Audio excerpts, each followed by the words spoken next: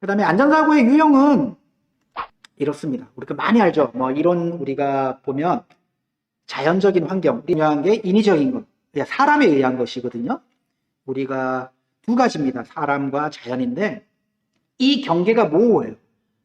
그러니까 자연적인 현상도 자연적으로 발생되는, 만일 폭우가 내린다 그러면 사전에 기상예보에 폭우가 내린다는 예보가 없었을까요? 물론 설악산에서 갑작스럽게 한파가 불어닥친다든가 예상치 못한 상황들이 있겠지만 어느 정도 우리가 기본 계획에 있어서 기상예보 하나만 우리가 확인해 보면 알 수 있는 부분들이 많이 있거든요.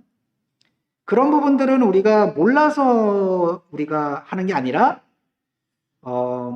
거의 무의식적으로 그냥 무시한다고 보면 될 것 같아요. 그리고 뭐 천둥번개도 마찬가지고요. 천둥번개가 치면 어떻게 돼야 돼요? 보통 일반적으로 무서우니까 하산하죠. 근데 오랜만에 설악산 왔으니까 어떻게 해야 되죠? 끝까지 가야 되는 겁니다. 예, 끝까지 가야 되는 거. 뭐 폭설이 와도 마찬가지입니다. 내가 언제 또 오겠습니까? 또 가야죠. 그렇지만 우리 뭐 이런 얘기 많이 하시죠. 설악산은 언제나 그 자리에 있기 때문에 내가 건강할 때 건강만 하면 언제든지 찾아올 수 있는 거거든요. 근데 건강을 잃게 되면 그 다음에 보고 싶어도 못 오는 건데 그런 부분들도 한번 우리가 고민을 해볼 필요가 있어요. 사람에 의해서 실수가 발생되는 거는 내가 모르는 건 배우면 되고 그 다음에 경험이 없으면 경험 많은 사람들과 동행을 하면 돼요. 자연적인 부분들도 마찬가지입니다. 그 사이는 종이장 한 장 차이. 그러면 자연적인 것부터 한번 볼까요? 우리가 다 알고 있는 겁니다. 뭐 태풍, 폭우 내리고 그러니까 어두워지는 거에 대한 부분들이 사고가 상당히 많이 나는데 이것이 바로 이제 1차 사고. 우리가 단순하게 염자 하나만 갖고도 어두워져서 못 내려오는 2차 사고로 넘어가게 되면 그 사고는 엄청나게 큰 사고가 되는 거죠. 예, 마찬가지입니다. 그 다음에 비가 오면 어떻게 돼요? 예, 안개 끼죠. 그 다음에 덥고 추운 거. 마찬가지입니다. 오늘 기상예보에 이미 맷도라는 건 나와 있고요. 우리가 계곡을 따라가는 거와 능선을 따라가는 거는 확연한 차이가 있죠. 내가 햇볕이 뺑뺑 내리치는데 그늘 없는 곳을 있는 능선을 산행한다고 한다면 하늘에 물 떨어지면 어떻게 될까요? 정말 고통스럽습니다. 실질적으로 우리 능선 산행하시다가 물만 좀 갖다 줄 수 없냐고 신고 들어오는 경우가 있습니다. 근데 갖다 드려요. 왜? 그 고통스러운 걸 알기 때문에 그렇습니다. 그분이 그 물을 드시지 않게 되면 지금 온열사고로 이어지는 게 뻔하거든요. 여러분들 온열사고 최 마지막 지점까지 가면 어떻게 되는지 아세요? 딱 두 가지 사례가 나왔어요. 두 번 정도의 사례가 나왔는데 앞이 안 보입니다. 물론 일시적인 거예요. 다시 정상적으로 회복하게 되면 다시 시력은 찾지만 앞이 안 보인다고 신고 전화 들어온 게 딱 두 번 있습니다. 그리고 실제로 갔더니까 그 자리에서 꼼짝 못하고 계시죠. 근데 어디 산행을 했을까요? 당연히 능선 산행을 했겠죠. 날씨가 무더우면 어디로 갈까요? 코스를 계곡 산행을 하시는 게 좋겠죠. 그늘도 있고 물도 있을 거고 그 다음에 너무 무리하게 산행하실 이유도 없고요. 그러한 부분들을 조금 고려하시면 좋을 것 같고요. 물론 이제 우리가 저 같은 경우는 반드시 물과 이온음료를 50대 50으로 섞어서 먹습니다.